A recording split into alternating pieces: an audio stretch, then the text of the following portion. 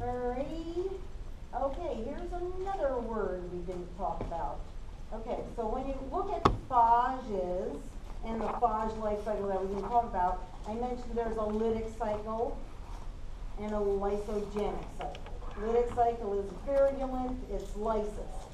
Lysogenic cycle is mild, temperate, not infectious.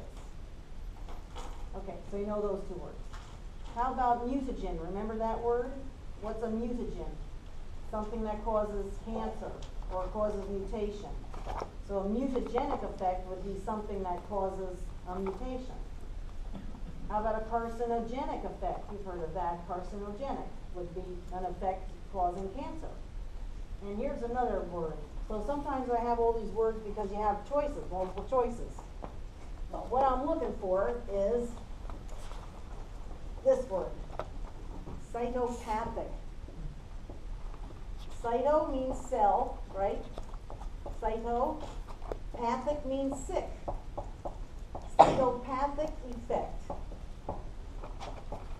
That's the effect that viruses have on host cells.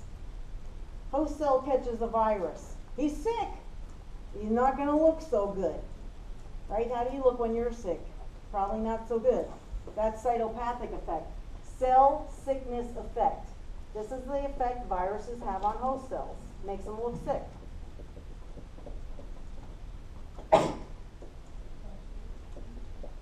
It's literally called cell sickness. That's an example of, if you see cell sickness in the question, I'm asking you, what's the word that means cell sickness? You look at the words. Cyto means cell, pathic means sickness. Oh, that must be it. So sometimes the questions aren't hard. You think it's hard because she never talked about cytopathic effect, or I don't remember that word. Just break it down. The answer's there. It's telling you right in the question what the answer is. So try not to let tests freak you out. Just try to use your common sense if you haven't memorized everything. You can actually get pretty far on most of these tests by common sense, because that's the whole point. They want us to use test questions that require you to think, not memorize, think. So use your common sense. That's what God gave it to you for. Alrighty?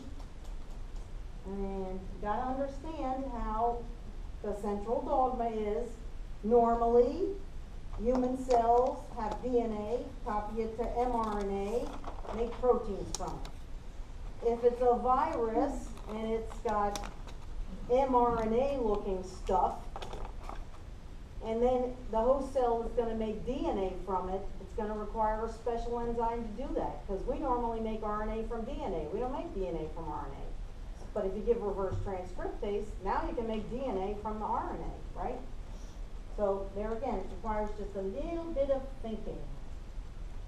Okay, we talked about arbovirus is definitely one of the questions. And you will get maybe some questions where there'll be different diseases listed. And it's like, which disease is caused by a virus? Which disease is not caused by a virus? Which disease is caused by bacteria? Which disease is a parasitic disease, like a helminthic disease, a worm?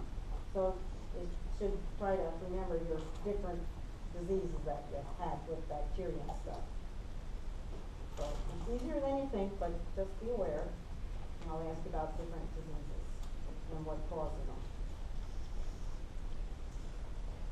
Alrighty? Okay.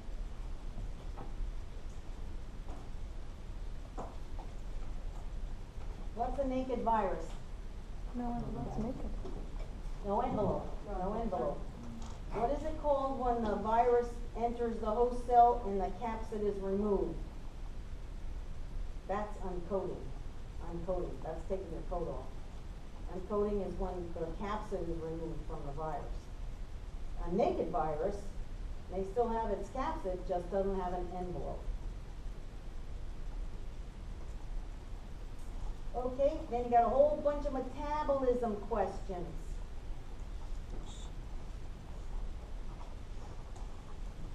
Catabolism.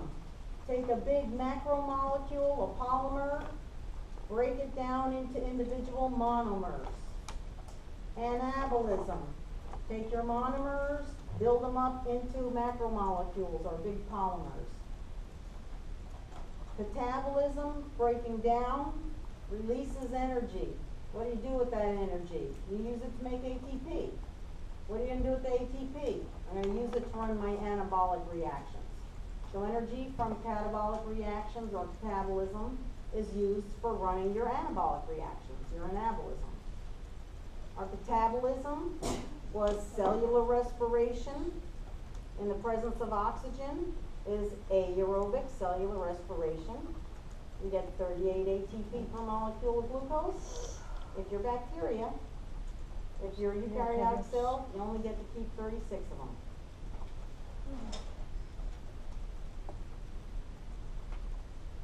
And, lost my train of thought. Aerobic metabolism. Okay, aerobic metabolism is aerobic cellular respiration, 38 molecules of glucose. And it's 3 steps. Glycolysis, you get your first 2 ATP from glycolysis. Second step is Krebs cycle, that's where the oxygen comes in. Oxygen is the final electron acceptor. Third step is oxidative phosphorylation. In oxidative phosphorylation, electrons and hydrogens run through the electron transport chain. That's a type of chemiosmosis. Chemiosmosis is oxidative phosphorylation, that's electron transport chain. And what do you end up with? 38 ATP, heat energy, water, and carbon dioxide. Because the oxygen gets reduced to water. So aerobic cellular respiration, 3 steps. Glycolysis, you get 2 ATP. Krebs cycle, you need O2 as your final electron acceptor. Third step, oxidative phosphorylation. What happens? Electrons and hydrogens run through the electron transport chain, end up on oxygen, which is reduced to water. That's why I say oxygen is your final electron acceptor. At the end of oxidative phosphorylation, all the electrons and hydrogens are going to be accepted by oxygen, and that's going to turn oxygen into water.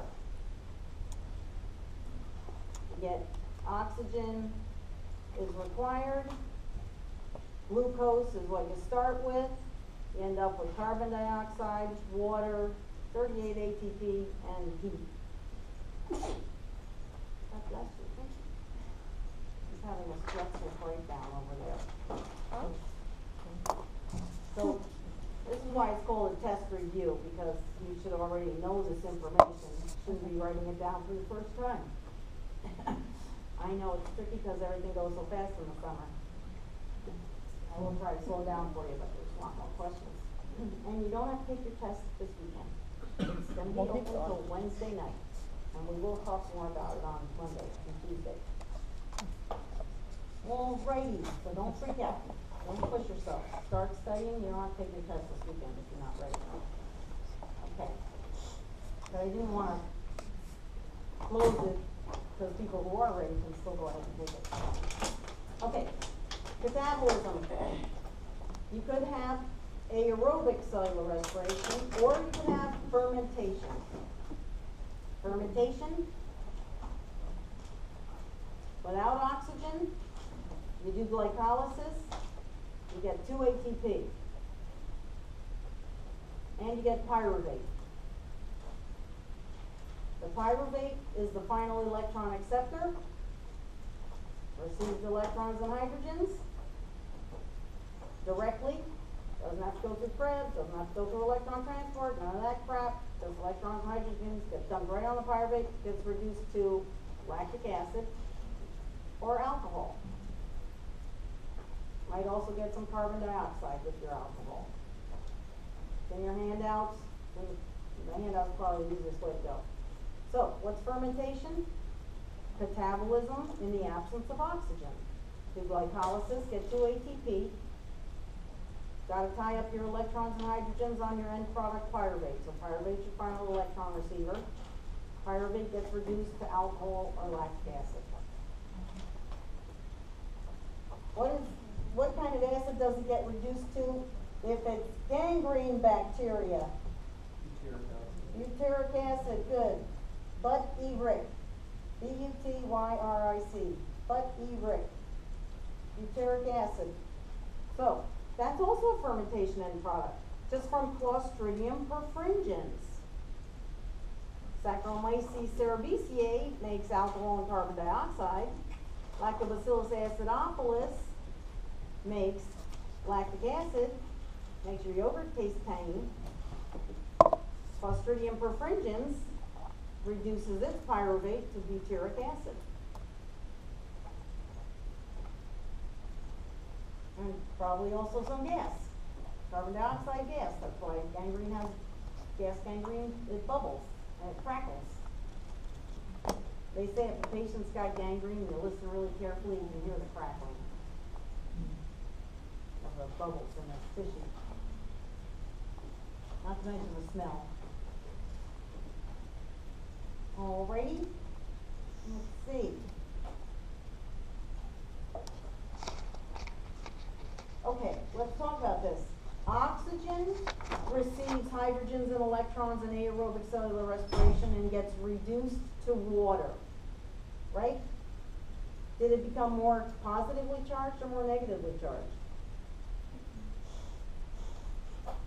It received electrons. More negatively charged. Yes, that's why it's called reduction.